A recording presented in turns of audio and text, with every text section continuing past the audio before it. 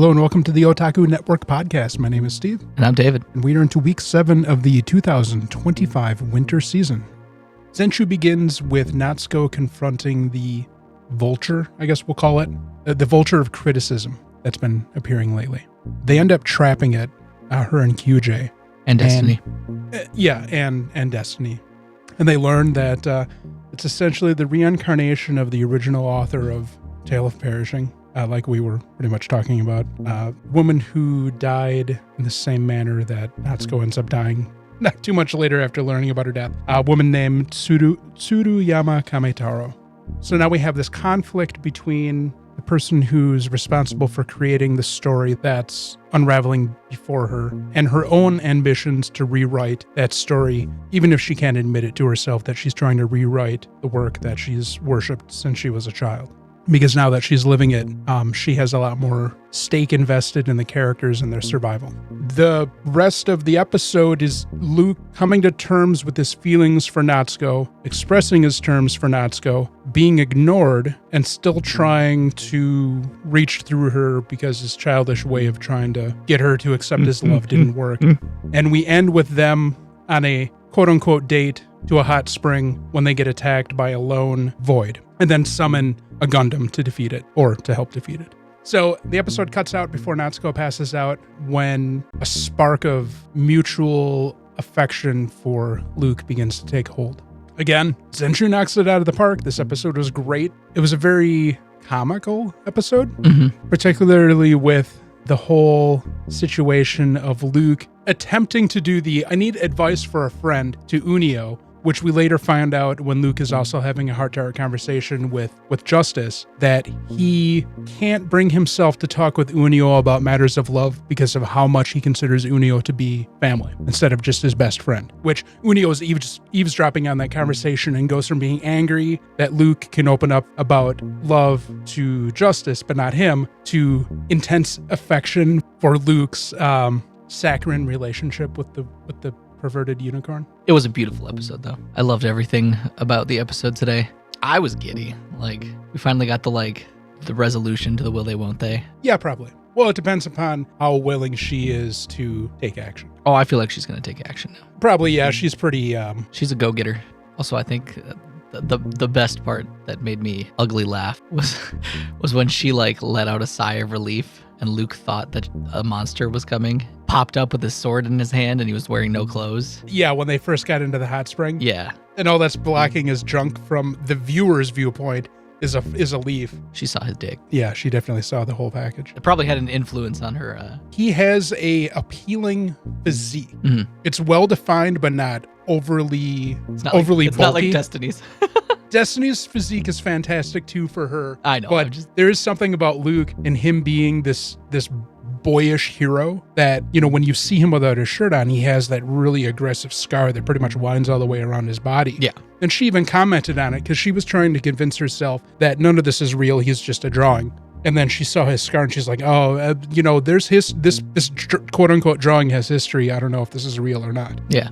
Even with the thing of the vulture, whatever the bird is, that is the original creator, I'm still leaning into the idea that this is her in a coma. But I like the idea that this character may be able to influence its will over the things that happen due to its status as the creator of the world. Probably the one making all the voids. Yeah, well, in very simplistic terms, yes, 100%, because she is the author of the story. Right, but what I mean is I think she's making the newer voids too. To combat the modifications that Natsuko is doing. Yeah. In her terms, Natsuko is trying to revise her story and she's stubbornly sticking with the plot that she had planned out in her head. Maybe they'll learn to both be flexible. I don't think so. And that's the thing I believe that's kind of been lacking is a resolution target. The voids they don't have a personality. We've been lacking this entire time a villain. And I think the author feels like a good character to take that role of villain. Yeah.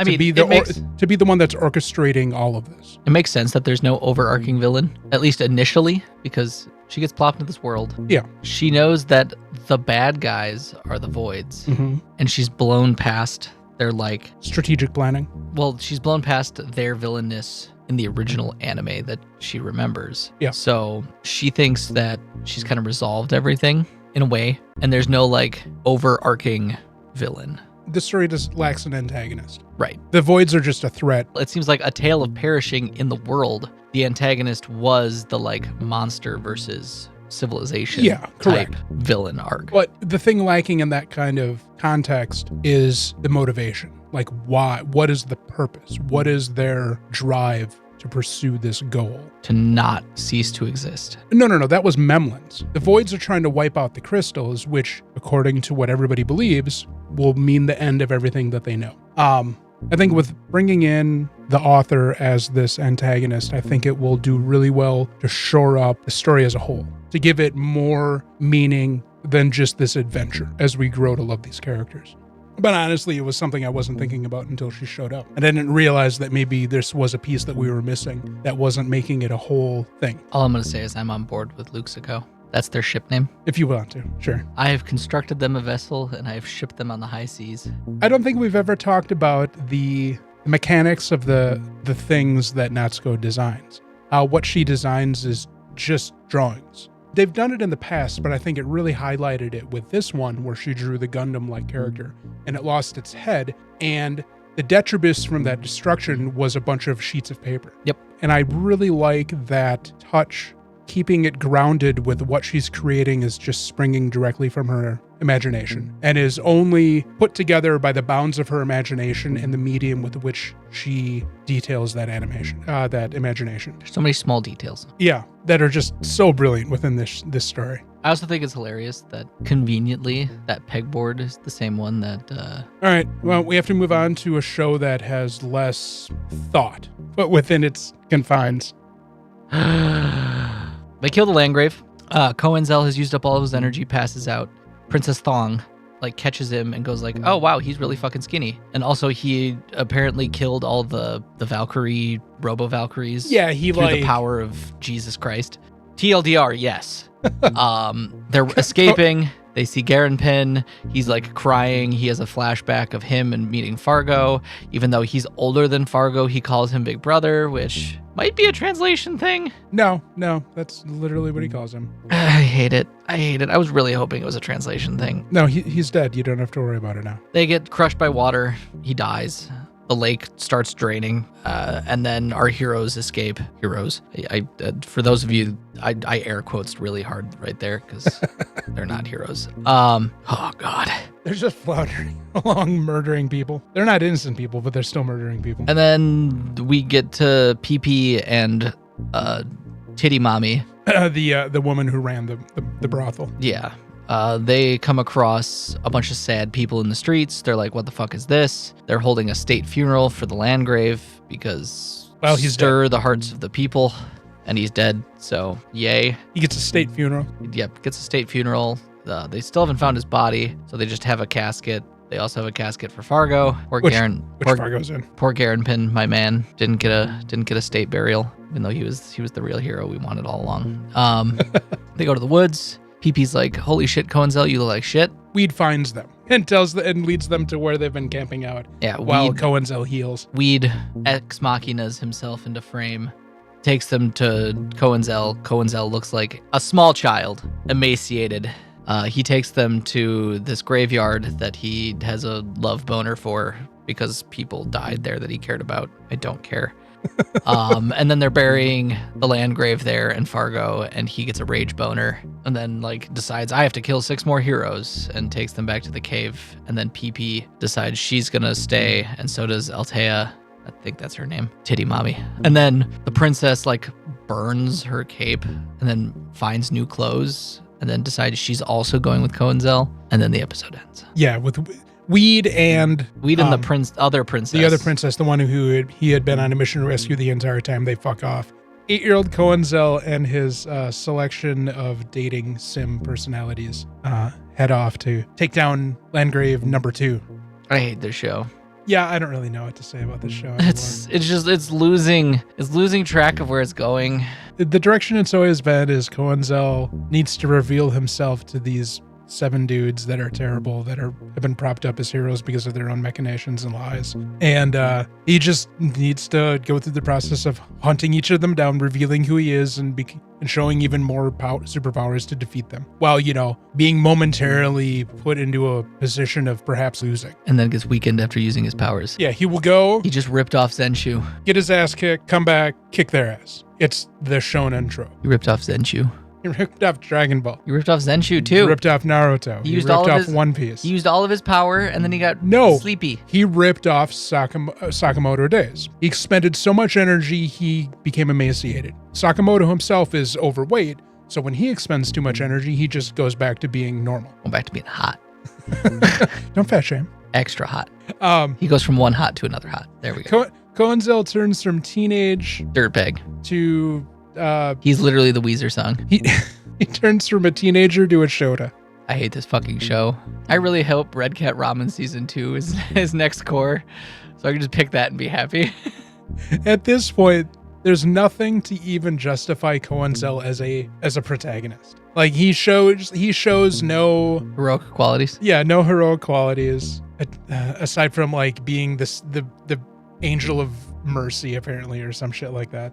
The heavens weep for the terrible story that is being told. It's not too late. We can just watch 8 episodes of another anime. And No. We're gonna see this through to the halfway point. Because it's 2 core and we're not. Is it 2 core? It's 2 core. Fuck me, dude. We're not even gonna get the satisfaction of seeing it completed. Why do I keep picking these shitty 2 core anime? Take this terrible show away from me. And instead we'll replace it with the previously mentioned Sakamoto Days. A far better shonen anime. This week on Sakamoto, Shin and Lu have an argument, while Sakamoto and Aoi are at I think it's a recital for Hana. Yeah, something like it. They're at a school function for Yeah, Hana. it's some school function. Sakamoto's being a doting father and rapid firing photos. And he leaves Shin and Lu in charge of the store. They immediately start bickering like siblings and get into a big enough argument where Lu hurts Shin's feelings and Shin walks it up. fucks off because he mad. Lu, in the meantime, gets kidnapped by a group of men that are looking for Shin. And Shin realizes when he comes back that she's been kidnapped. And conveniently, Sakamoto, Aoi, and Hana come back right as Shin gets back. Shin quickly explains to Sakamoto that Lu's probably been kidnapped, and Sakamoto immediately pulls out a tracking device because apparently all their fucking name tags have tracking devices. They hop on a motorcycle. By they, I mean Shin and Sakamoto. It was a scooter. Well, it was going at Mach Jesus. They catch up with the bumbling idiot brigade right after Lu has a moment of guilt after talking shit to Shin and kicking the lead idiot's ass. She busts out of her shit and like drop kicks him in the head. Making him realize the error of his ways. Yep. And then with that, we have a action sequence a la The Matrix 2, Yep, very much so. which I was here for. I thought it was a nice homage to the second Matrix movie. We are just missing white guy dreads. Yeah, we were missing white guy dreads. But it was pretty funny, very enjoyable. I like the part where Shin asked the guy if he could borrow that piece of wood. Yeah. And dude's like, yeah, sure, not a problem. You guys shooting a movie? Just yeets a 1x1 through the front wheel of one of the motorcycles. Also, they totally killed those people. Oh yes, they did. They totally killed those people. They broke the rule. Yeah, By anime magic, they didn't kill the people. But in real life, it's like G.I. Joe. they killed those people. They fucking killed those people. Yeah, there's no way at the speed they were going and the amount of like explosions and destruction that was happening that any of them survived. Those men are dead. However, there is another secret weapon like Shin, a young man that can turn invisible and quickly defeats Shin in combat using his special ability. We then see Shin and Sakamoto mildly upset that they lost, but they continue tracking. The battle between Invisible Boy and Shin is exposition, where Shin then finds out that the organization that quote-unquote raised him are the ones behind the kidnapping. Shin was raised and experimented on in a secret underground laboratory. I knew I liked him. He's a lab rat. He was guinea pig, more like it. He's a guinea pig. Because of this, Shin and Sakamoto know where to go. Lu gets taken there, and they try to pawn her off as Shin. Very quickly, the Invisible Boy sells out the bumbling idiot leader, who gets thrown into the same jail cell as Lou. We then have this parallel Shin and Sakamoto breaking in, where Lou and the head researcher that was thrown in this jail cell are trying to break out. Some shenanigans ensue where Shin kills another guy. Yeah, just snaps his neck. And then the researchers are all like, Shin, you need to get the fuck out of here. Yeah. Oh, there was also a battle between some stuffed bears and a T-Rex. And versus Sakamoto and versus Sakamoto and Shin. Which, handily defeated. Inconsequential because, yes, Sakamoto just beat the shit out of him. He wanted to keep the T-Rex so that he could show Hana, but we then get a funny scene of Sakamoto being stuck in a locker. And then when he comes out, he's square-shaped. And we get this crazy doctor villain a la Eggman from Sonic who stabs Shin in the neck with a nanite or something that rewires his brain and makes him speak He can't backwards. talk properly, yeah. And then Sakamoto punches him at Mock Jesus. And that's kind of where the episode ended. Yeah, so apparently this lab was taken over by a group of assassins a year earlier who are less benevolent than its original denizens, even though they were secretly experimenting on children. So we get a batch of design concept choices for these uber bad guys. I mean, the leader of the pack who Likes to wear a reindeer head. Yeah, the leader of the pack loves to wear a reindeer head on his real head and has, whether they're real stitches or terrible tattoo choices, has a lot of stitch work all over him. And then the episode cuts out with two members from the Order popping in as well to do some investigating on their own for something else they're dealing with. There were some funny moments at this, but this whole fucking this assassin crew that's taking over this research facility is dumb, really dumb. I like the aesthetic of the guy with the reindeer head on. When he takes the reindeer head off, I like him significantly less. I kind of liked the reindeer head thing. That was kind of funny. The psycho old man with the hypodermic needles sticking up on his shoulders. I didn't understand what the fuck that design choice was. Hopefully is done with. Hopefully Sakamoto punches him out of the plot line because he was bad. That was a bad character. That was a terrible character. Design, personality, purpose, terrible. Bad. I enjoyed that we dove into Shin's background. Yeah. I love that Shin is the product of a laboratory. It makes sense as to why he's a clairvoyant now. Yeah, I liked that because, I just been thinking that was just how this world worked. No, he was made that way. So I appreciate that a little bit more. And He's it was a science experiment. It was nice seeing some background information on him. The whole Matrix homage was amusing and terrible at the same time. We'll see how long this story arc takes to resolve itself. 3 whole years. No, it's probably gonna be done by next episode. The whole amusement park thing took 3 episodes. Yeah, the episode was okay. It was fine. I loved it. It was funny. It was charming. Some aspects of it overshadowed some of the amusement of it, like the characters. This new batch of villains is just really shitty. I'm sorry, it's so bad. Oh my god, it's so bad. I think the comedic villains are funny. It's endearing to this show. Overall, pretty good week for anime, minus Übel Blatt, which we just have accepted is a dumpster fire. Yeah, Zenshu just continues to improve. The artwork is so beautiful. It is. The directing is spot on. I love it. And even though it was kind of a fan servicey episode, it was done tastefully. It was done with purpose. Oh yeah, perhaps, maybe. But yeah, we got a Hot Springs episode. This anime is hitting all the corners. And at the same time, we got a mech anime. It also just reminds me why I find women wearing just long clothes, long shirts, and nothing else just super attractive. The attack with the void ends up while they're buck naked, and Luke goes off to defeat it with a towel that withstood a lot of movement to not leave his body. He is a master at tying towels. Yeah, no kidding. And then Natsuko runs off to him and just throws her hoodie on, and pretty much about it. Yep. And it's convenient that her hoodie's just long enough to cover up the naughty bits. Yep.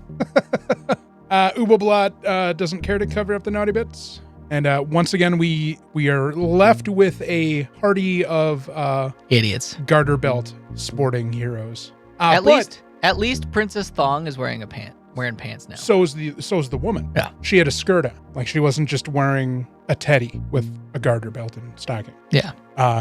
Sakamoto Days was good. I felt it had a couple of problems, but I think that's just inherent with the story it's telling and the way it's telling it. Much To your chagrin. well, Sakamoto Days reminds me of nothing more than One Piece or than One Punch Man.